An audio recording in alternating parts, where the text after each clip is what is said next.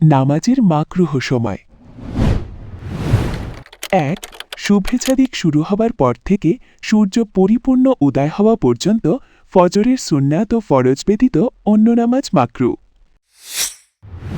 ২. আসরের নামাজের পর থেকে সূর্য পরিপূর্ণ ডোবা পর্যন্ত নফল নামাজ মাকরু।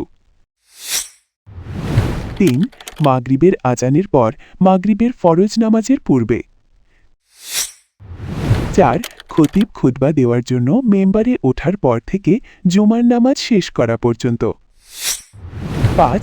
ইকামত শুরু হলে, তবে ফজরের সুন্নাত ফজরের ফরজের দ্বিতীয় রাকাত পাওয়ার সম্ভাবনা থাকা পর্যন্ত পড়া যায়। ৬. ঈদের নামাজের পূর্বে ঈদগাহে হোক বা বাড়িতে হোক যে কোনো জায়গায় নফল নামাজ পড়া মাকরু, আর ঈদের নামাজের পরে ঈদগাহে নফল নামাজ পড়া মাকরু। ৭. আরাফা আর মুজদালিফায় যে ২ ওয়াক্তের নামাজ একসাথে আদায় করতে হয়, এই ২ ওয়াক্ত নামাজের মাঝে নফল নামাজ পড়া মাকরু।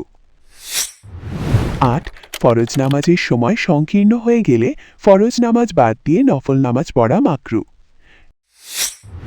৯. পেশাব পায়খানার চাপ থাকা অবস্থায় নামাজ পড়া মাকরু।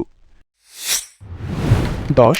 প্রচণ্ড ক্ষুধা অবস্থায় খাবার উপস্থিত হলে নামাজ পড়া মাকরু। ১১.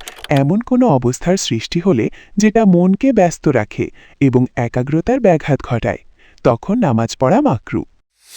সদকায়ে জারিয়ার অংশী হতে চ্যানেলটি সাবস্ক্রাইব করুন, ভিডিওটি শেয়ার করুন।